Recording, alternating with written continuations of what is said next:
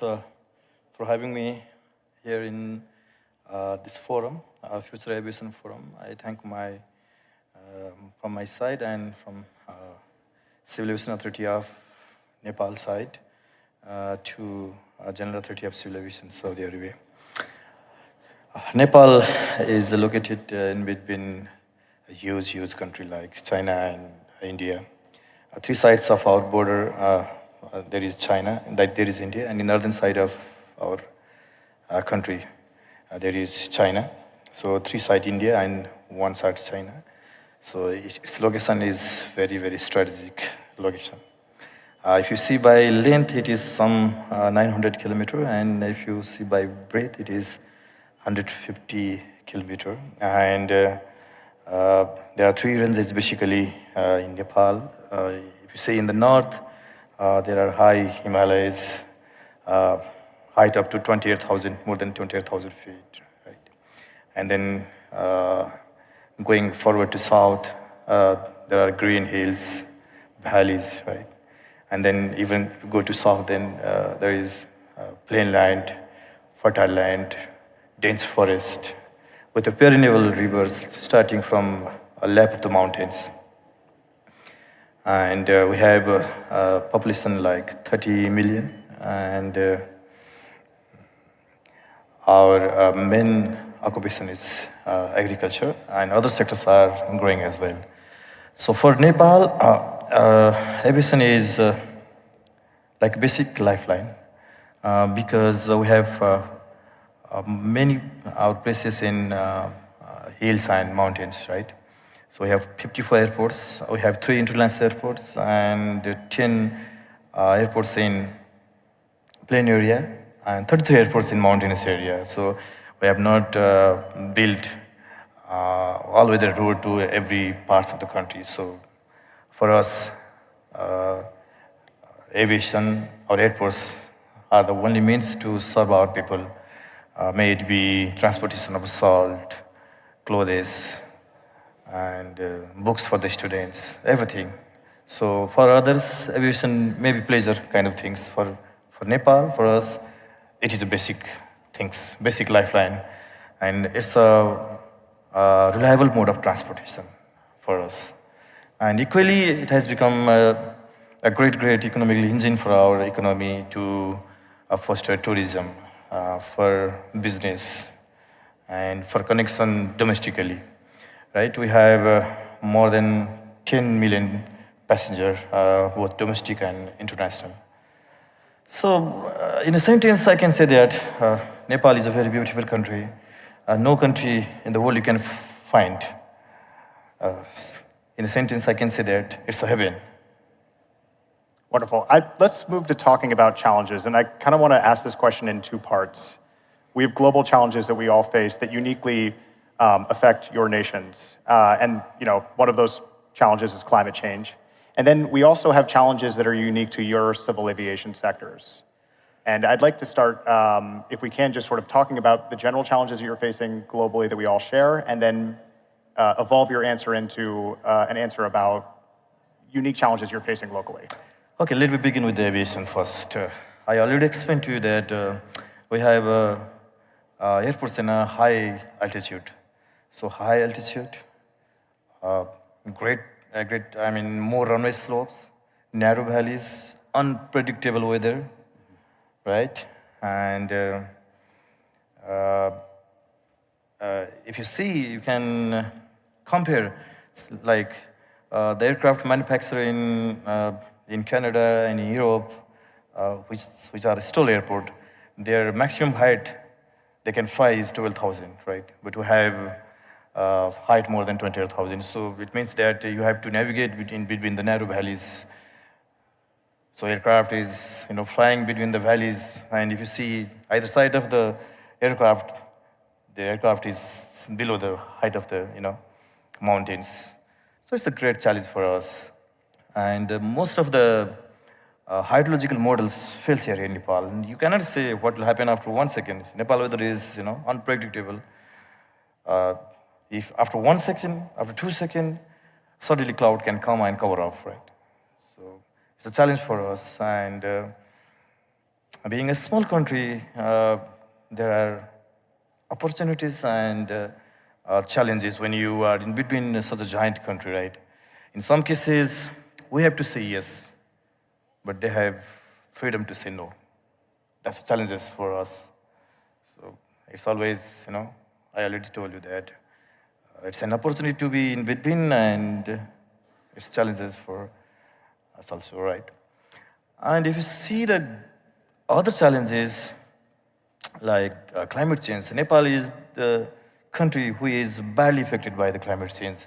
Our white snow mountains are being converted into the black stone, right?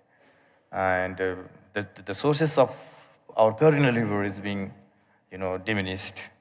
And we have a lot of disaster due to water induced hazard, like flood and avalanches, untimely broken off, lakes, outburst of lakes, and landslides.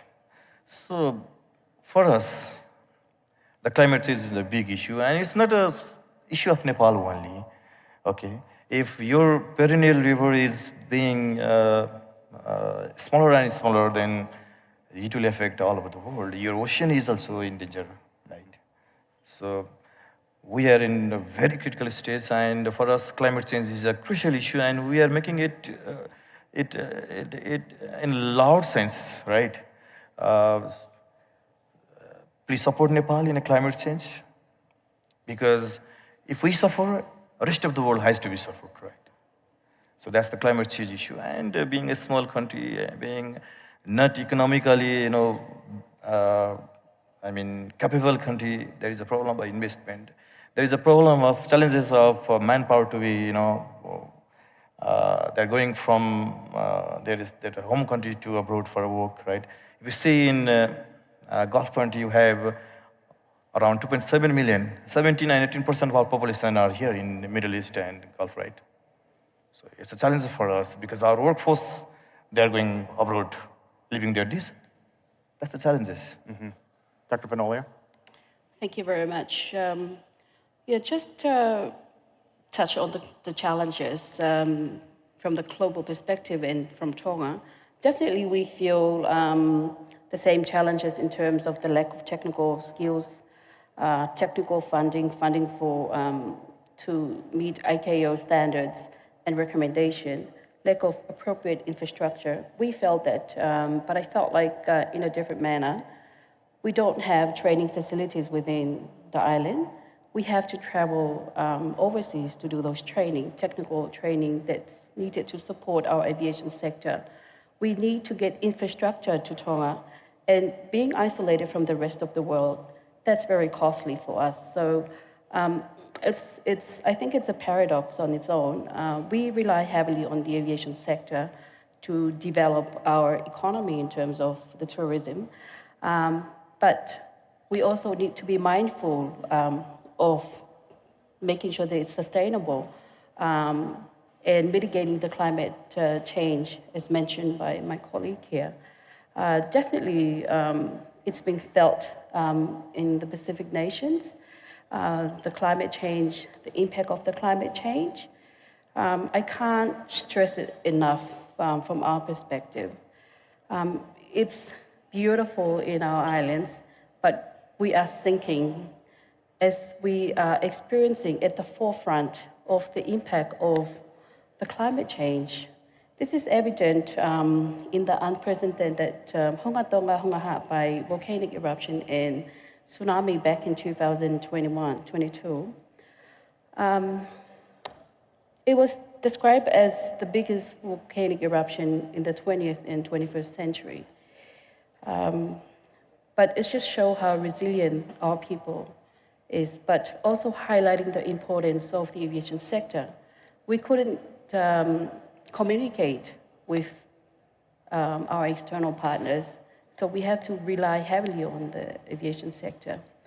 But I guess the message here is we are wanting to develop, but definitely in a sustainable manner. So we are fully supporting the ICAO initiative to mitigate the climate change impact not just for the aviation sector, but also the nation and the region as it impact our livelihood. Thank you. So I want to wrap up with this. We're gathering here in Riyadh, a nation that has transformed itself, one of the greatest transformations in the history of humanity. It's happening right now. It's a testament to what can be done when there is a vision and a strategy and there's a way to go forward and a plan. And I want to ask you both about your future and your plan for the future, your interest in attracting investments into your country, and what's your vision going forward? Please, Pradeep. From my side, okay. Thank you. The major sectors of investment in Nepal could be tourism, right? Hydropower, and I must say agriculture also. And there are a lot of sectors that we have a much potential. See, if you see Nepal tourism perspective, we have world highest peak, Mount Everest. Not only one Mount Everest, we have more than 7 mountains which are tallest in the world out of 10, right? And there are enormous opportunity of tourism, so like mountaineering, trekking. If you see the adventurous tourism like paragliding, I mean ultralight aircraft flying, skydiving, so you can find a lot of opportunities of tourism in mountainous area. So if you come down to the hill, we have a very beautiful valleys, very beautiful hills and very beautiful cities, full of lakes, caves, right? Waterfalls, everything. So, and if you see on the plain side of the country, you can find dense forest, and we have several national parks. You can see 100 rhinos, tigers, elephant, and many endangered animal and birds. And all these are embarrassed with the mountains and perennial rivers. So it's a very beautiful country, and for that we have constructed 3 international airports in Nepal, and we have many airports in mountainous areas. So I can say that the infrastructure is now ready, right? So we need more investment in airline, in hotel, in restaurant, right? So that we can make a tourism hub in Nepal. You cannot find a natural air-conditioned country like Nepal. See, you can wear a same kind of dress all around the year, neither hot nor cold. So that's a very beautiful part of this nation, right? So tourism is a opportunity for the private investment, and we are making investment-friendly regulation, legal provisions, and visa systems, everything, investment-friendly, and our society is investment-friendly society. So I invite all of you to invest in the tourism sector, and it has another important place, that is Lumbini. That is the birthplace of Gautam Buddha. We have millions and millions of Buddhists all over the world, and we have recently built new international airport in Lumbini. So we have a direct connection. We can connect Buddhist people directly to the place of birthplace of Lord Buddha. So that is another area that a private party can invest, right? And then if you see the hydropower, we are talking about the clean energy, right? We are talking about the sustainable energy. We are talking about the reducing carbon policy. So we have a 83,000 megawatt potential of hydropower. It is almost second largest in the globe after Brazil. So you can generate hydropower. We can, with that electricity, we can operate the industry. You can operate the airports. So now I've been listening many talk yesterday and the before yesterday globally about the sustainable airport, the sustainable energy. So we have a very big potential in hydropower also. And for agriculture, I must say that we have a fertile land. which is very, very favorable for the organic food, organic fruits, organic vegetables to grow up. We have plenty of water to irrigate to them. It's the fertile lands. So if you imagine that, you see, more than 2.7 million of our workers, our labor force is working here in the Middle East, right? Imagine all these are working in Nepal, in their hometown, and they're sending the green vegetables to the Middle East by direct flight. So that will create an environment with the agriculture, of the connectivity of the airline, of the airports, and there will be peace at home, peace in the mind, and peace in the world, because everybody is working at home, right? Vinole, we only have a few minutes left. That was a great answer. Please wrap it up for us. Talk about some of the vision in the future, and look forward for us in just a few minutes, please. Thank you very much. So I would like to invite everybody here to come and visit our beautiful island of Tonga. But definitely we need investors and development partners to help us have a more robust air transport sector and connectivity to make sure that we are providing and supporting tourism sector. Definitely we need support in the aviation sector. So there is opportunity and potential within the Pacific in our beautiful paradise. And I would like to invite you all and also investors to look into this one and also consider sustainable solutions from the aviation sector and also different perspective on how to help get more tourism into Tonga, but also in a sustainable manner. I think... I hate to cut you off, but we must end the session now. This is why I love podcasting. You just let it go as long as you want. But it was lovely to speak with both of you, and we all wish you the best. And I hope to personally visit you very soon. Thank you very much. Thank you very much.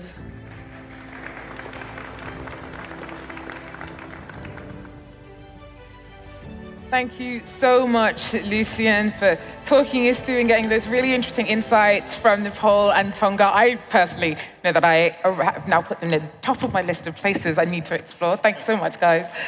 The issue of connectivity was brought up there, how geography really affects the role that aviation plays in a particular nation or region, but in no way restricts the possibilities and the opportunities, both economically, culturally, and also in terms of each nation finding their own way to contribute to this global push that we're all in to try and find ways of evolving in a more sustainable way. So over the last couple of hours, over the last 2 days, we've looked at the positioning of the aviation industry from a number of angles. And as much as we have drilled down into all the different perspectives on it, we've also seen what the commonalities are. And I hope that the conversations that we've had so far allow further communications and connections so that we can all pull together to try and pool our knowledge and experience and perspectives and skills and resources in order that get the chance for the following panel to grill some Director Generals of civil aviation authorities from Oman, Spain, South Africa, Chile, Singapore, and Jamaica, looking for their takes on how to sustainably scale up the economic impact of aviation in their respective countries. So I'd like now to join you, ask you to join me giving them a round of applause while I invite my panel up on stage. Come on, let's. Thank you, guys. I'm really looking forward to speaking to you.